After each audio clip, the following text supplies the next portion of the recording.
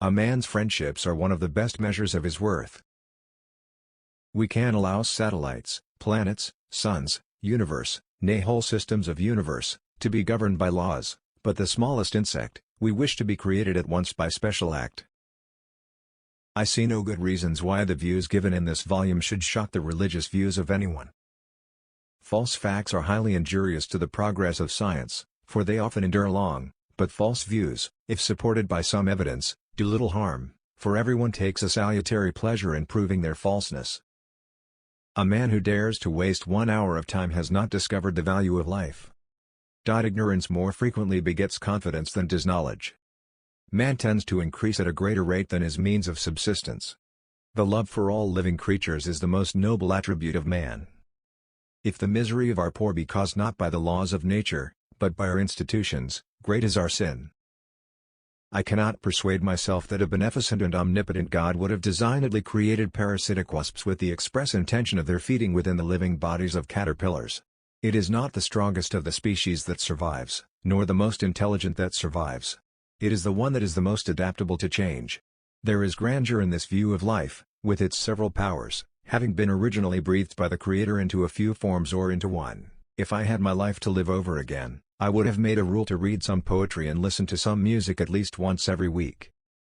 The highest stage in moral culture at which we can arrive, is when we recognize that we ought to control our thoughts.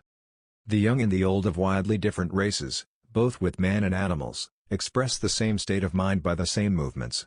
The mystery of the beginning of all things is insoluble by us, and I for one must be content to remain an agnostic.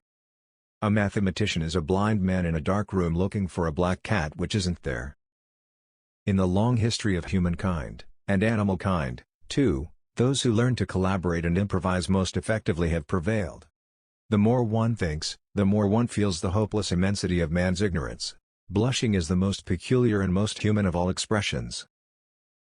We have seen that the senses and intuitions, the various emotions and faculties, such as love, memory, attention and curiosity, imitation, reason, etc., of which man boasts, may be found in an incipient, or even sometimes in a well-developed condition, in the lower animals.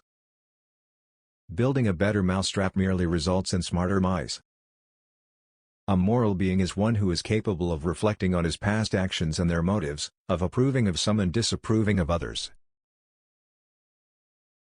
At some future period, not very distant as measured by centuries, the civilized races of man will almost certainly exterminate, and replace the savage races throughout the world.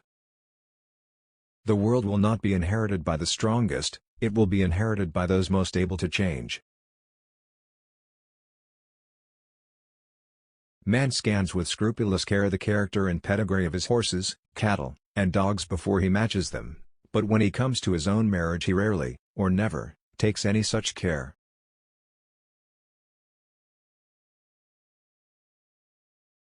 Such simple instincts as bees making a beehive could be sufficient to overthrow my whole theory.